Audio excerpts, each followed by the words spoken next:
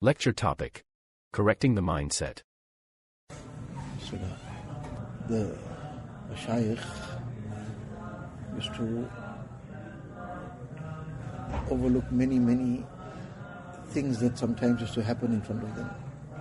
In terms of people used to come spend time in their company, and in those days there used to be people coming in, sometimes somebody for 6 months, somebody for 1 year, somebody for more. So they used to overlook many mistakes, because mistakes happen. Insan is learning for the first time, is going through things. But most of the time their gaze was on what is the thinking behind the person. What is his thinking? If the thinking was correct, but the mistake took place, that wasn't taken seriously, it was overlooked, it was corrected. But sometimes the mistake was apparently small.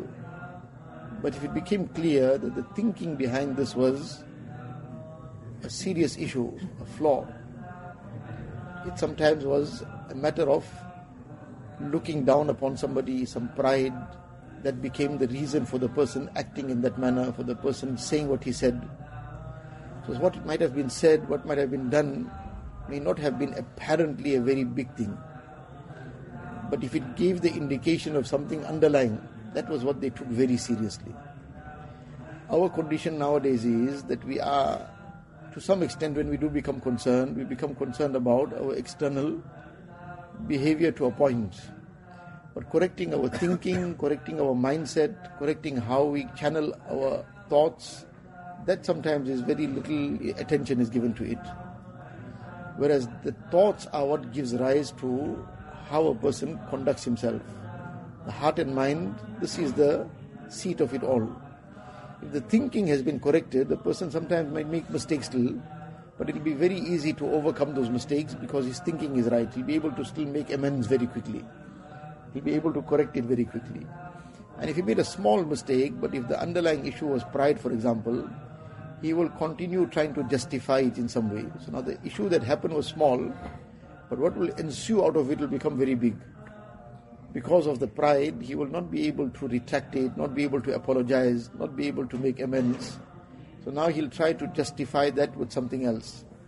Then in trying to justify it, he'll try to have to now, sometimes that too becomes a problem, that now why you did this, so he'll have some other justification for that. So this is the issue that we need to be very concerned about.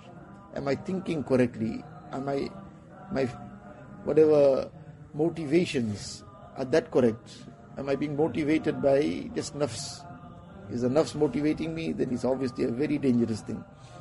So while we have to obviously correct our amal and have to correct whatever our actions are, our words are, but the seat of all this and the source of it all is the thinking, the heart and the mind.